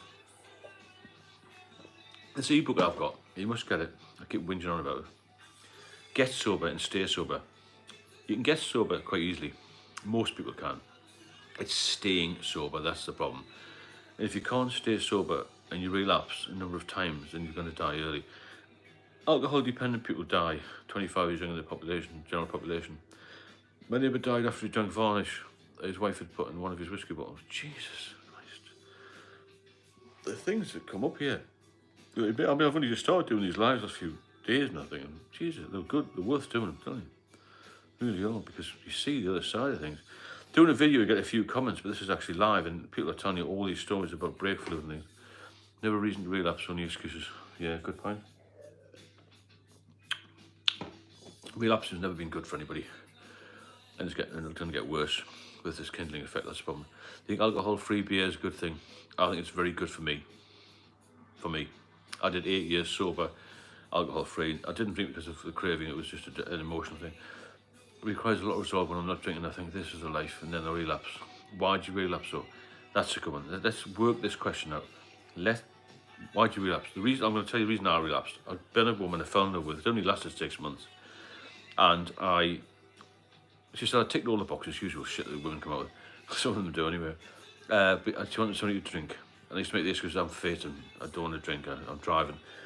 And I got caught one night. We had to stay in this big house. You can have a drink, you don't have to drive. So I had one or two. Anyway, we bought this camper van, she bought, went down the south of France. Within a week of drinking again, I was back to square one. You know what I mean? That's the problem. It took me straight back. So there's reasons why we realised. I didn't realise because I wanted to drink again. I didn't relapse because I wanted another pint. I realised because I wanted to make her happy. And that's when I realised she could walk away from when I was stuck, completely fucked up. And that's my message to anybody here, is look after yourself. Because they'll just walk away from you, You know, that's what's going to happen. You start to drink again, get yourself in the right piss and mess, and then they'll just piss off and leave you. You know, that's what you've got to contend with. Hi John, thanks for the donation, super thanks, very grateful. And when they piss off and leave you, they don't give a damn. But you're left stranded, as I was, with no life. You know, the love of your life gone, or what you thought was the love of your life, gone, and you've got nothing. You just got a bottle of beer, and that's it. That's all it's going to come down to. The guys I know have lost everything: their houses, their wives, their girlfriend, their family. Don't associate with them.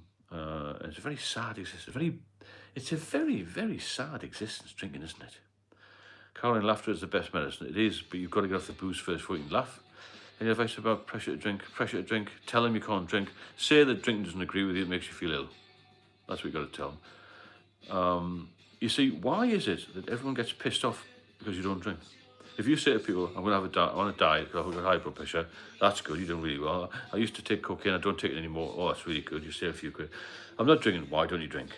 Questions, like the fucking Spanish Inquisition, isn't it, if you don't drink? Sorry to hear about that. The pregnancy is really sad, but I didn't realise that.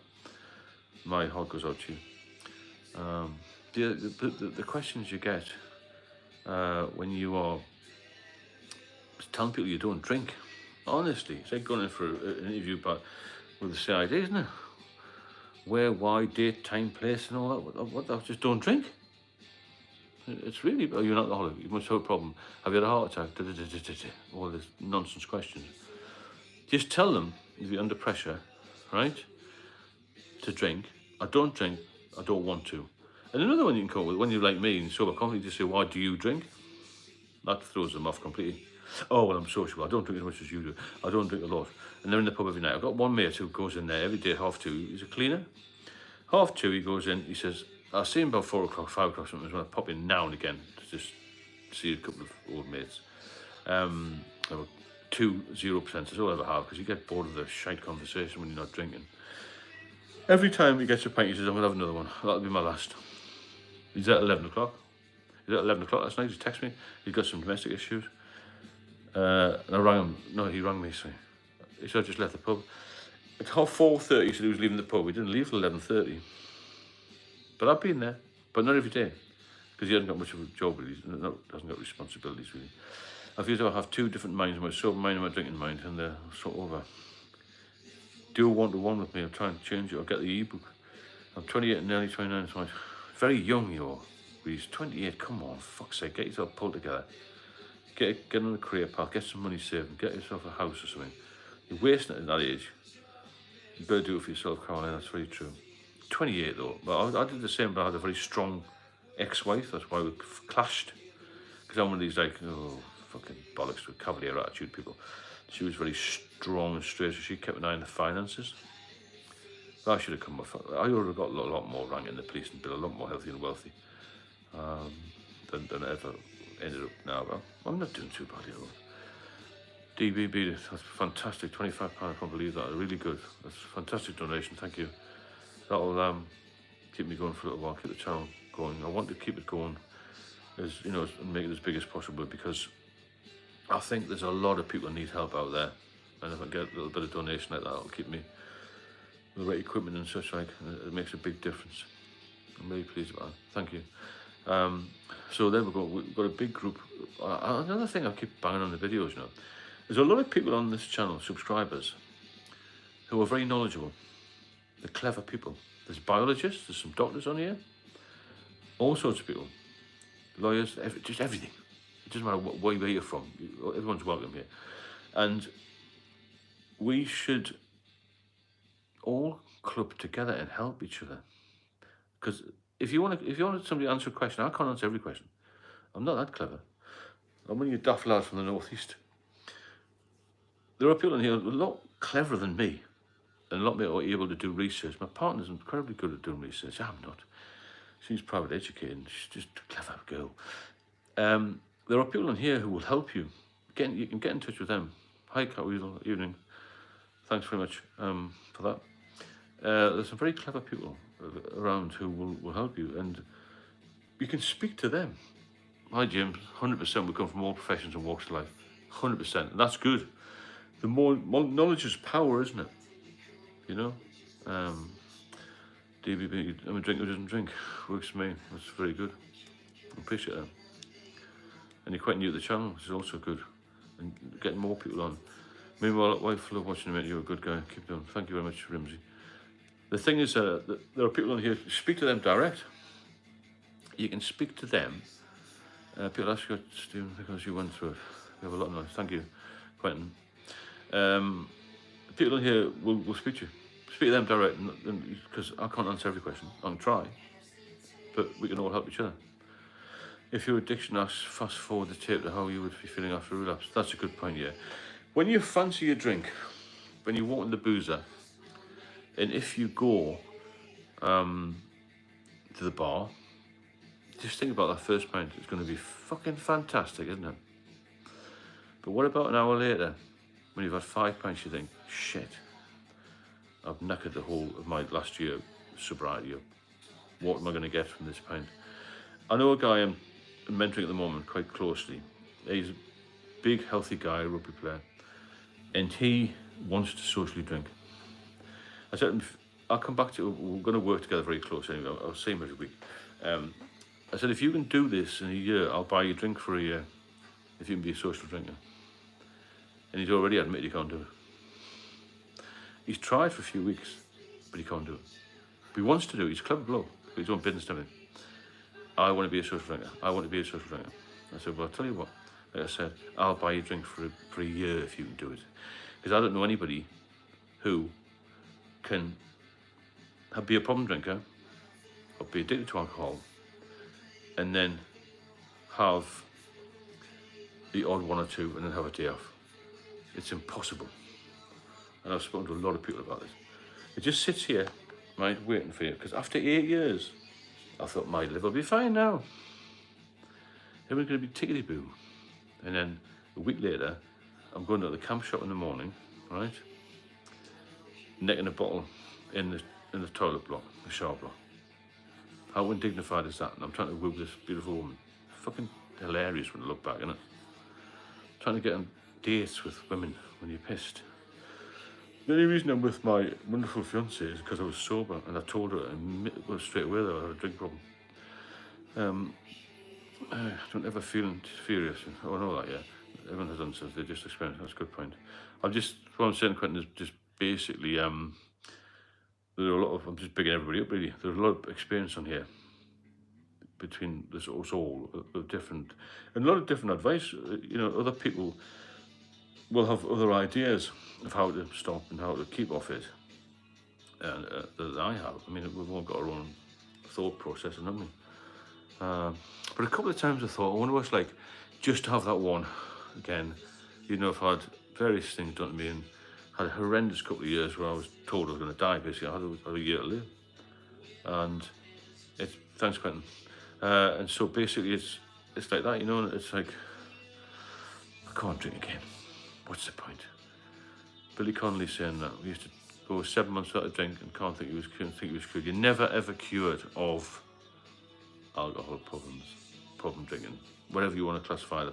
Some people don't like the expression alcoholic or alcoholism, but that's what it is. I just think it's alcoholic. Heavy drinker, problem drinker, whatever you want to say. You can't cure it because it's in here. That's the problem. And when it's in here, it's going to affect the rest of your body. So that's another thing to think about, isn't it? How are you going to cure something that's in your head? You can't do it, can you? It's impossible. And you've got to realise that it's going to beat you, and it's very good at beating you. It's not one of these things that's just going to go away. It's not like having a bit of, I don't know, a cut in the arm that's going to dry up or whatever. It's not going to do that. It's going to always wait there, isn't it? It's like a dormant cancer in a way, isn't it? It just lays there.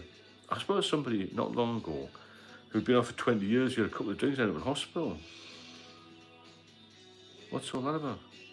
20 years. Why bother? And this social drinking I'm on about, he says, well, a lot of people actually I speak to and try and support, they say, I want to be able to have just a glass of wine with my dinner at night, with a nice steak and a glass of red wine or whatever they want to do. What's the fucking point? I drank a lot because I like the feeling. I'm just going to have 1 pint. Ever. So, you know, I want to just have 1 or 2. We don't do it. Liam Gallagher once said, didn't he? He said, nobody ever goes out for 1. We go out for 100. And that's the reality, isn't it? We don't just go for 1 pint. So, how are you getting on? Oh, the dog's not very well. I washed the car today. I'm off home now. You're there all night, aren't you? My problem was I used to go into the pub after maybe an early turn, finish 2:30. Go to 4 o'clock. There wouldn't be many in there. Speak to the barman, but the manager there, he was from Newcastle. I'd go on with him, had a couple of pints with him, and then his brother would come in. Drinkers are generally very capable people, 100%. And I'd have a couple then, and there was a bloke called John the Printer used to come in at 6 o'clock, so I'd be then speak to him. And I get into a bit of a social circle, you see. And I'd never have 1. Never have 1. And that's the issue. And you feel as if you had 1, you're letting other people down. That's another thing. We used to call people in the place who didn't drink much shandy boys. It was a terrible thing, really. They were the sensible ones. It was just daft bastards who drank too much. When functioning alcoholic, yeah, there's a lot of them about. With functioning alcoholics, it depends what sort of level you can function to, isn't it? Can you function to a high level or are you just on an existence level? That's the problem. That's good. I like that. Yeah, it's like remission. Can be a little bit. The biggest issue, I said before, it's in your head. Shall I have just that 1? We've all thought about it. Gascoigne spent £3 million on recovery. Crazy amounts. I spoke to a bloke the other day. He's lives in the north. He's very wealthy actually. He went to a rehab centre in Scotland. He spent £18,000 for about a week or 2. He came home. I went to visit him in his flat. He couldn't get out. He's younger than me. He couldn't get out because of anxiety. He had a bad back or something as well. And he'd been out for 7 hours out of the rehab and he had a bottle of vodka. Waste of £18,000, isn't it? Unless you want to stop, you'll never stop. Thank you, Noah. That's very, very good of you. €5. That's amazing. I guess it's wonderful donations, you know. Very generous. I really appreciate that. Fantastic. Thank you. So he'd been out for 7 hours, drank a bottle of vodka. So it doesn't matter what you do, how much you spend. You're never gonna get that feeling of sobriety back, because unless you want to do it, you've got to have the incentive to say, right, I've spent this money on rehab. I've got to the point where I need to stop. I'm going to get rehab. I'm going to make a good fucking go of it, and I'm going to, come back as the new man. But you're never going to do that if you don't want to. I now love what I used to hate. Yeah, sunshine. That's a good point. EVRT. Cheers, Noah. Thank you again. What I appreciate now is having a cup of tea and a slice of toast with some Marmite on, and a breakfast like I had in Durham. Not that the Wetherspoon breakfast was very good. It was nice. I'm alive. So basically, yeah, I was chasing the first time. Basically, I like the simple things in life. Like, another quick story for you. When I'd been in the hospital situation or environment. The only people I've seen are NHS people, my parents and my daughter in 2.5 years. I eventually managed to get out on my own. I went down the river in Morpeth, and I was going to try and fish. Well, I wasn't really. I just wanted to get out on my own. I felt very weak. I was still about 10 stone, hardly walk. I leant against this tree, and I looked terrible. I was a big, massive grey beard, and hair was in a ponytail, all just shite looking. I looked like I was just come out of concentration camp. Belson or something, fucking dreadful looking. Had this great big coat, everything was oversized on me. I'm quite a big fella, you know. And I saw this heron land on the water. And it was the best day of my life because I felt there is a life. Because when you've been in the hospital for 2 years and you've been just living with elderly parents, I had to go back to them. I couldn't come back to my own flat. Hi, Tony. To get out and hit the fresh air and breathe the fresh air, be on your own for a little while. And it's just heaven. Heaven. Hello, Mickey. How are you doing? Nice to see you. For real. And it was such a nice feeling to stand by the river. Anyway, an old couple came along. I thought I looked so horrendous. Nobody's going to speak to me. And they said to me, "Have you caught any fish yet?" And I said, "Well, no. I'm just like having a bit of a dabble, you know." Then another guy came along. I'm keeping friends with him. I kept in touch with him. He became my friend. He was terrible. My vacation with Samantha was fantastic. It was great. Went to Dublin. So this other guy came along. He was fishing. And he was a big drinker as well. I got to know him. But I looked at it and I thought, nobody's going to ever speak. But people spoke to me. Loads of people spoke to me in the afternoon. You know, I felt really good. And then the next few weeks after that, I went to a hotel. My daughter came from Manchester, took me to this hotel. I said, "I want a night on my own in a hotel." And I got there and I had this ponytail that looked fucking dreadful. And I felt awful. But I thought, I'm going to do it. I'm going to try and get some independence back. And when I went into the lobby of this hotel, the place called Allenmouth, and the coast of Northeast was beautiful coastline. It's beautiful because nobody goes there. It's too fucking cold. Anyway, I get reception. There was a load of people in wheelchairs in front of me. I thought, you know what? I'm not that bad, really. I've got a problem with drink. These people in wheelchairs. And that made a massive difference. A massive, massive difference to me. And I felt really confident that I could actually go to the hotel and be, you know, like, be normal again, really, I suppose. It was like, what? Why? I'm just going to adjust this screen, 2 seconds. I can't do it. So yeah, I felt really, really good that I actually managed to get into a hotel and stayed the night there when my daughter came up. And had a little meal again, and it was really good. And I just thought, wow, I'm back into living again, you know. I've got some semblance of order in my life, even if it was just one night away. And from there, I built on that confidence. I couldn't walk very well, and the doctor told me to just walk a little bit further every day. I thought I was going to collapse. He said, if you fall over, somebody will pick you up, basically. And I had this mindset that I'm not as bad as everybody else. Or not as bad as everybody else. I mean, I'm not as bad as these people in wheelchairs. Because they'd had no life. At least I had a life. And I had the chance to get back on track. And that really pulled me around that one day out, you know. Well, the first one was a river incident. I saw the heron. There's nothing as a seeing a heron. Yes, it's not that's what it's a joy to notice things. It's a joy to be alive, you know. People say to me, "How are you feeling?" I say, "I'm fucking fantastic." Every day. Because I'm alive. And that's why, I mean, I didn't really have much of a serious attitude to life. Any of those, I was a policeman with a bit of rank. I still took my job seriously, but I didn't have a serious attitude to life. My wife did, and that's where we fell out. But now my attitude is I don't give a toss because I'm alive, you know. Thanks, Mickey. Hope you're well. The reason I got these glasses on because I can't see the screen. Short side, my partner's long side, whatever that means. So, yeah, to enjoy the simple things, cup of coffee, cup of tea, bit of fresh air, a little walk, is just incredible. Because when you've been stuck in that environment with just medical people, I mean, I was getting people to come to the house every couple of days to do my bloods, to test for kidney problems, because the ascites fluid I mentioned earlier causes kidney failure. My arms were bruised, or so was as thin as a match. Ace Boogie, I'm on day 3, taking it one day at a time. The first day was the hardest. The work shaking like crazy, was getting better. That's good. You see, this guy who's just come up here, he can stop. And he's got to keep off it now. The next thing he's got to keep off it. If you can stop, you're 90% of the way there. And the other 10%, you just got to keep going. But that's going to take longer. It's getting to, getting to point B, really. There's a concept of damage to ego works with a drinker. The only answer is abstinence. Very true. It must be abstinence. It's got to be abstinence.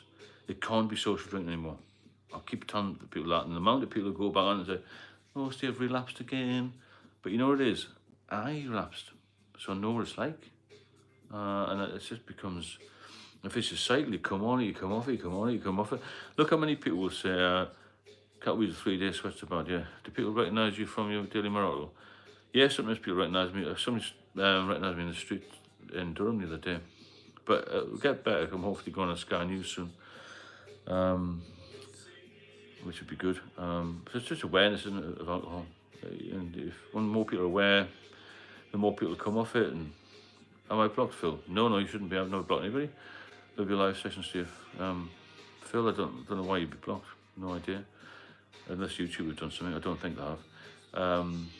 You know, just be aware of it. Be aware of where you're going in life, and get your life back on track. And if you want me to cover any subjects in particular, then please let me know and subscribe and then do all the usual things. You know, got to be at least nine years sober. Yeah, still have. Play the bass and remember. I haven't got a bass at the moment. I used to play the bass guitar. Yeah, and I joined the police, and it was curtains for me. I didn't have a chance to go in the band. My buddy used to think I was invincible. That was James brings up a good point. When you're young and daft, or you're unfit, you would say, you do think you're invincible. And that's a lot of people's problems. And they just keep carrying on with it, you know. Thanks, Colin. And you're not invincible. You're even less invincible when you get older. Because your body can't fight. It's like running an old car, you know, isn't it? I'm an old car now. You've got to put good fuel in it. Went away over the weekend, and my partner didn't drink very much. She had a couple of glasses of wine, but we ate what I would call fast food, because we went to a wedding. It was a very rushed weekend. Kentucky Fried Chicken, nice food at the wedding. Then some sort of meat thing on a Sunday. When I get home on Monday, well, we're busy on Monday as well, but yesterday and today I've had some salads and some meat and stuff, you know. Another thing, when you get off the booze, trying to overcompensate for the fact you can't drink anymore and you've lost that ability to drink, you can't drink. Become healthy. And, you know, you find alcohol, when people recover at the level I did, I eat very well. I'll have 10 fruit and veg a day. I'll drink a couple of cups of coffee. I'll try and get some decent sleep. But I mean, I'm not really a sleeper, but you know what I mean. I'll try and get some rest. I will try and get some exercise. You've got plenty of time if you take away all those hours that you used to drink to get well again. And get your eyes checked, get your teeth done, because you've got loads of extra cash. Yeah? It'll soon build up. Put all the money you used to drink, or you spend on drink, in a pot, or just transfer it into a bank nowadays, you know what I'm saying? And you'd be amazed after a month how much you've got left, or spare, you know? You'd be a mod here, you could do mods and rockers. So basically, save a bit of money and look after yourself, get yourself on holiday, buy your girlfriend something, buy yourself something, get yourself a nice watch. What do you want to do? You don't have any money problems.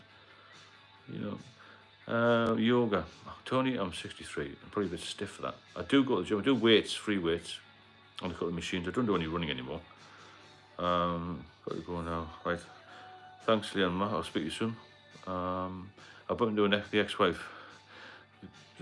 Drunk. Divorce because of drink. We tough for age and she left crying.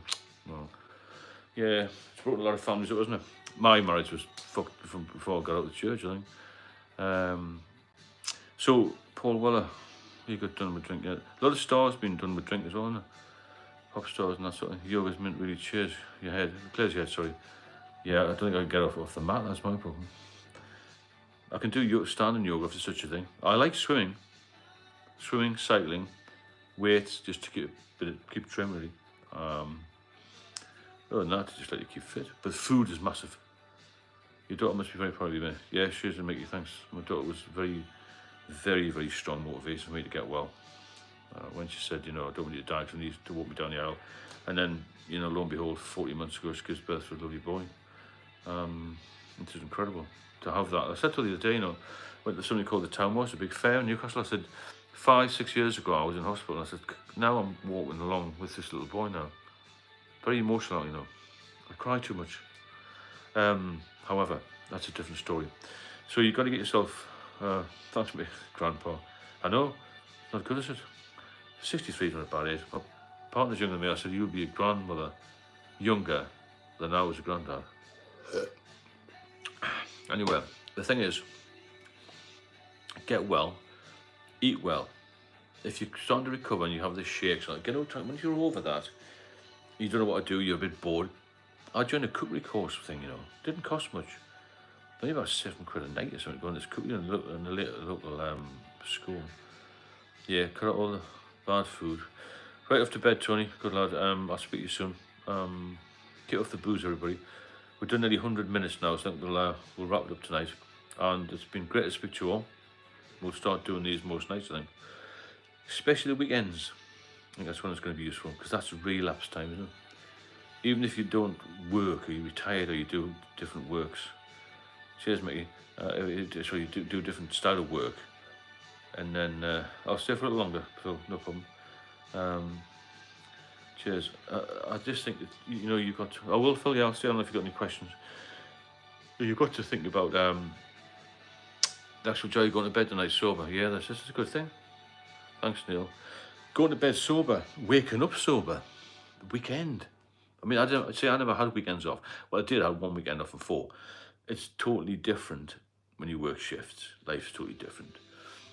But my weekend would start on a Tuesday. So, after a load of nights or something. Good night, Russell. Speak soon. And your weekends are relapse time for a lot of people because they've been at work. You feel like you're going to have a reward, you see. But actually, you're just going to kill yourself. And when you put it into your head, another thing is, this is what I've come up with, right? Why not be unique, right? Let's be unique. Let's be different. Because the vast majority of people drink. Avocado is very good for you. Why not be different? Right, cheers, Mickey. See you soon. Why not be different? Become the minority. Become the special one. I'm the only person that I know in a group of about 50 people in my area who doesn't drink. Yes, yeah, I eat a lot not eat a lot. I do drink, sorry, since I stopped drinking, I do eat some chocolate. Bits of chocolate. I'm not sweet, really, but chocolate. But sweet too. I don't eat any cakes, biscuits, anything like that. I don't like them. But certainly a bit of chocolate. So you've got a load of things to think about there. But I could talk forever about this because, like I say, I could just sit all night because I'm so pleased to be here. Every day is a good day now. Everybody gets stressed. I get loads of stupid fucking letters and car park fines. I'd never pay anybody. I just think, Pollock stood, I'm not paying that. Some supermarket car park charging me for parking in their car park when I'm buying their food. What's all that about? So little things that don't worry me. All I've got to think about really is my, my partner, my daughter, my grandson. My mother's 1994. She's the good winners, and life's good. Ice cream. That's a good idea, yeah. Instead of drinking, reward yourself with something. And, keep yourself well. Who wants to be 50 on a mobility scooter, Well, a lot of people are, aren't they? Outside Wetherspoons, mobility scooter, fagging it on, cigarette and all this bollocks. They're not living. That's the thing. You don't live when you drink. I just think it's a total rebus. I got down 5 times dropping my daughter off school. Yeah. Lots of comments coming. So, living is better in general. Like I said, we all have problems, but when you're sober, you can deal with your problems. I couldn't deal with anything when I was drinking. Any letters, I wouldn't be able to answer, questions. Even phone calls, I would shy away from people knocking on the door. Postman, I had rats in the flat, The final straw was when they ran over the bed. I could feel them had a massive dip in the bed when the slats had broken. I wouldn't let the rat man in. Rats living with vermin. Fancy that? Fucking horrendous. The bathroom floor collapsed. Had no hot water, no heating for about a year. My daughter got me one of them onesies, tiger onesies you get from Primark. I lived in that. I'd gone from being quite a high-functioning police officer in the West End of London to being a fucking nutcase. That's happened to me. I'll do the tiger onesie story. Right, I must wrap that up now because we've done quite a long time. Drop off point 5 seconds. Gateshead Council letters saying illegal parking, no signs. Where was that at, Phil? I've had loads from Newcastle City Council for bus lane bollocks. Over the years, I'm not just talking recently, but over the years. Thanks, Mayor. That's good. I'm glad you're feeling better. Bladen. Oh, yeah, Bladen races. They do have me around here. I'm Gosforth area, so Gosforth, Jesmond. around the school. That's ridiculous. Was that parking in the school lane or something? Right, see you, Johnny B. We'll catch you soon. James, you need to get off the booze. Yeah, Phil, that's a pain in the arse, these tickets, but it's just one of them things, isn't it? Okay, I'm going to have to wrap it up now. I'll speak to you later, Phil, about the tickets. You can message me if you want. Thanks, Rimsey. We'll say good night now. And I'll speak to you all very, very soon. And look after yourself. Let's do it again tomorrow. But in the meantime, jot down whatever questions you've got. I'll just come in for a chat. It's been useful for everybody. I think it's been useful for me. Phil, just don't pay it. Right, night, Paul. I'll see you soon. Phil, again, they can't. See you later, James. They can't do you for tickets. There's not enough police and enforcement officers to do people for burglary in progress. So forget about booking parking tickets. There's more to, there's more to life than that. There's more to worry about. The world's at war, and don't worry about parking tickets. Trust me, you'll be fine. Anyway, I must shoot, and I shall see you all very soon. And thanks for all your assistance tonight, all your knowledge, for your laughs, and it's been very entertaining. And that's the way it should be. It should be light-hearted, but serious, if that makes sense. Because it's a serious subject, but why can't we make it a bit better? Right, catch you later, Noah. No, Phil, do not pay them. Just send a letter in, say you want to raise a formal complaint that you weren't adequately warned, and see where it goes from there. Don't pay them straight away, 100%. If you WhatsApp me on this number, well, the number's in the description somewhere. I'll come on tomorrow night, I'll give the number direct, and I'll speak to you about that in private, yeah. Because the parking tickets, some of them aren't. I don't even think some of them are bothered. If you go in the description part, there'll be a link where it says if you're interested in one-to-ones. There'll be a number in there. I'll pop on tomorrow night. Or just send me a comment on the latest video and I'll put it on there. Yeah? Murray Miller. Thank you for that. Right, I'll have to shoot. And okay, catch you later, Phil. All the best. Speak to everybody tomorrow. Bye-bye.